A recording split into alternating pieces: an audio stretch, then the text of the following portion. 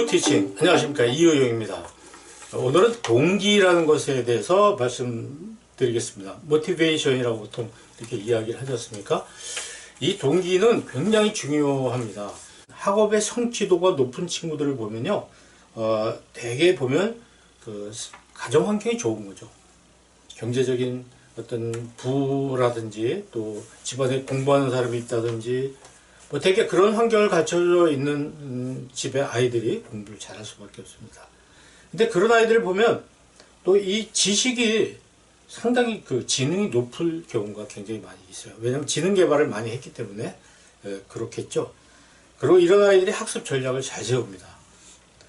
그래서 이제 좋은 성과가 나는 것이죠. 그러니까 사회적으로 또 경제적으로 굉장히 여유가 있는 집안, 또 지능이 굉장히 뛰어난, 지능 개발이 잘 된 아이들, 이런 애들이 이제 학습 전략을 잘 세우잖아요. 그런데 보면 어떤 지능이라든지 사회 경제적인 그런 것은요, 내가 선택하는 게 아니고 주어지는 거란 말이죠.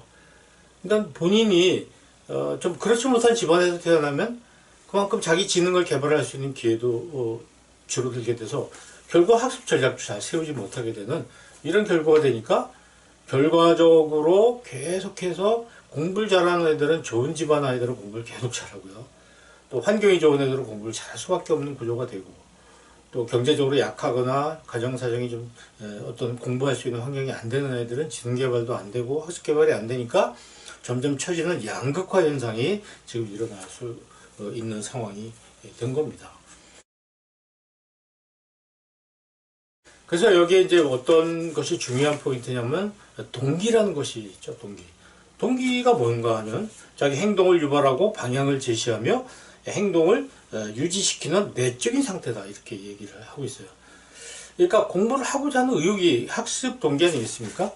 학습 활동을 좀 하고 싶어 하고 열심히 하려고 하는 그런 경향을 우리는 이제 동기, 학습 동기라고 이렇게 이야기를 하는데, 어쨌든 아까 환경이 좋고 지능 개발이 잘 됐다 하더라도 학습에 대한 동기가 없는 아이들은 또 뭐라 그럴까요? 성과가 나질 않아요. 학습 성과가 나질 않아요. 그래서 이제 뭐 좀 환경이 갖춰져 있든 갖춰져 있지 않든 간에 중요한 것은 학습 동기거든요. 공부를 해야 되겠다는 마음이죠. 물론 마음만으로는 되지 않습니다. 의욕만으로 되는 건 아니지만, 그러나 의욕이 없다면 그건 뭐 아무 희망이 없는 것이죠. 그래서 학습 의욕을 갖는 것은 굉장히 중요하다. 학습 동기를 갖는 것은 굉장히 중요하다. 이렇게 말씀을 드릴 수가 있어요. 근데 이제 우리나라의 그 학습 동기에 대해서는 몇 가지 좀 비판이 할 게 있는데, 좀 외적인 동기 때문에 공부를 하는 애들이 있고, 자기가 진짜 공부하는 게 좋아서 내적인 동기 때문에 만족스러워하기 위해서 공부하는 애들이 있고 그렇습니다. 그래서 우리는 잘 아시겠지만 초등학교부터 아이들 공부하는 게 거의 그 내적인, 뭔가 그 지적인 호기심을 만족시키기 위해서 하는 그런 동기, 그런 내적인 동기는 별로 없고요. 아이들이 거의 외적인 동기, 부모나 이런 사람들의 어떤 부추김, 요구에 의해서 공부하는 아이들이 굉장히 많이 있죠. 또 목적이라는 부분, 목적이라는 부분에 있어서 뭐 전문용어로는 수행 목표, 뭐 숙달 목표 이렇게 얘기했는데, 간단히 얘기하면 이런 거죠. 남보다 잘하기 위해서 공부하는 애들이 있어요. 그러니까 남보다 더 잘하기 위해서 비교하고, 남보다 비교적 더 잘하기 위해서 공부하는 아이들이 있고요. 그냥 자기가 알기 위해서 공부하는 아이들이 있는 거예요. 그래서 이 알기 위해서 그냥 공부해야 돼. 남하고 비교할 생각하지 않고 등수 따지지 않고 그냥 알기 위해서, 몰랐던 걸 아는 것에 대해서 만족하면서 공부하는 거. 이게 정말 제대로 된 학습 태도, 학습 동기를 부여할 수 있거든요. 근데 이제 우리 아이들은 보면, 내가 뭐 알고 싶어서 공부하는 게 아니라 다른 목적, 어떤 좋은 성적을 이루기 위해서나 부모의 권유, 그저 잘하기 위해서 공부를 하는 경우가 굉장히 많이 있는 거죠. 그러다 보니까 이제 자기 효능감이라는 문제가 나오는데, 자기 효능감이라는 건 뭐냐면은 내가 이걸 할 수 있다? 할 수 없다. 이제 이런 얘기죠. 그러다 목표를 이룰 수 있느냐, 이룰 수 없느냐, 이제 이런 문제인데, 어떤 아이들은 목표를 자기가 세워놓고 좀 높은 목표를 세워놓고 그걸 하나씩 달성해 나가는 애들이 있고요. 어떤 애들은 저 목표를 아예 세우지 않고 있는 것이죠. 그러니까 이 목표를 세우고 있지 않은 아이들을 공부를 시키려니까 과외도 해야 되고 학원 보내야 되고 굉장히 많은 그 어떤 돈으로 해결해야 하려고 하는 노력이 많이 있는데, 이제 본인이 나는 이걸 할 수 있고 이런 목표를 가지고 있다, 이 목표 내가 할 수 있어, 이런 마음을 갖는 애들, 자신감을 갖고 이런 아이들은 더 잘할 수 있습니다. 그런데 지금 우리는 등수를 따져서 자신감을 떨어뜨리는 이런 또 역효과도 있습니다. 오늘 제가 이제 말씀드리고 싶은 것 중에 제일 중요한 건 귀인이라는 건데, 귀인. 귀인이 뭐냐? 이런 겁니다. 우리가 이제 시험을 잘 봤어요. 성적이 잘 나왔습니다. 그랬더니 옆에서 너 어떻게 길래 그렇게 시험을 잘 봤니? 이렇게 얘기했더니 이 아이는 뭐라고 하냐면은 운이 좋았지. 내가 공부한 데서 시험 문제가 나왔어. 이렇게 얘기를 합니다. 또 옆에 있는 친구는 나 시험 못 봤어. 너 왜 못 봤니? 그러니까 내가 공부한 데서 안 나왔어. 그러니까 나 운이 나빴어. 이 교수님이 문제 잘못 낸 거야. 왜 시험 문제를 이런 식으로 내지? 이렇게 어떤 벌어진 상황에 대한 원인을 자기 바깥에서 찾는 아이들이 있습니다. 자, 이게 첫 번째 부류죠. 두 번째 부류는 뭐냐면, 시험을 잘 봤어요. 어떻게 너 시험 잘 봤니? 내가 이번에 정말 공부 좀 했어. 제대로 착실하게 해서 이렇게 해서 시험을 잘 봤어.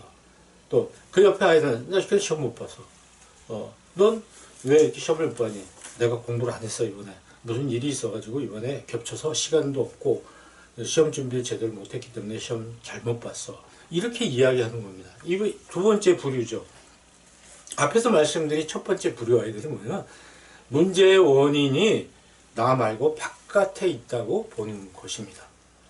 근데 두 번째 아이들은 문제의 원인이 내 안에 있다는 거죠. 잘된 것도 잘못된 것도 다 내가 이랬기 때문에 이렇게 잘되거나 못됐다고 보는 것이죠.